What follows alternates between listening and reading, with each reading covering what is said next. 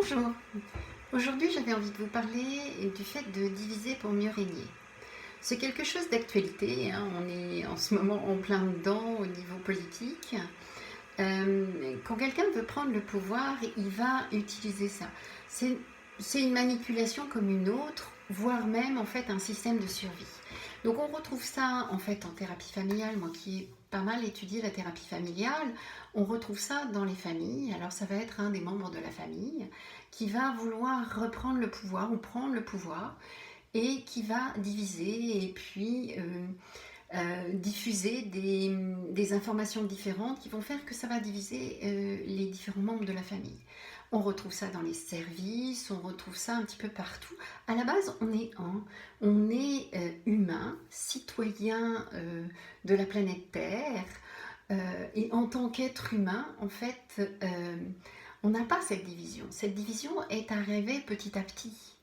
Et c'est cette division qui a créé que l'un ou un autre veut prendre le pouvoir. Donc, l'idée, c'est un petit peu de regarder qu'est-ce qui nous divise et est-ce que c'est réellement fondamental ou ça n'est qu'une illusion. Est-ce que réellement, ce qui nous divise en vaut la peine? Est-ce que dans le fait de ce besoin d'avoir raison, hein, dont j'ai parlé assez régulièrement, est-ce que justement ce besoin d'avoir raison est réel et utile? Regardons réellement ce qui nous divise et si c'est pas au-dessus, où on est téléguidé un petit peu comme des marionnettes à fil et où on divise pour mieux régner et pour retrouver en fait dans cette division où on va s'auto-blâmer mutuellement, blâmer son voisin, blâmer celui qui habite pas le même village que soi, celui qui n'appartient pas au même parti que soi, celui qui n'a pas les mêmes opinions politiques que soi, etc. Qui fait que cette division va permettre en fait aux personnes au-dessus de nous téléguider. Eh bien, posez-vous la question, est-ce que réellement les enjeux du besoin d'avoir raison sont à ce point nécessaires pour nous diviser? Nous sommes suffisamment nombreux pour justement être unis plutôt qu'être divisés.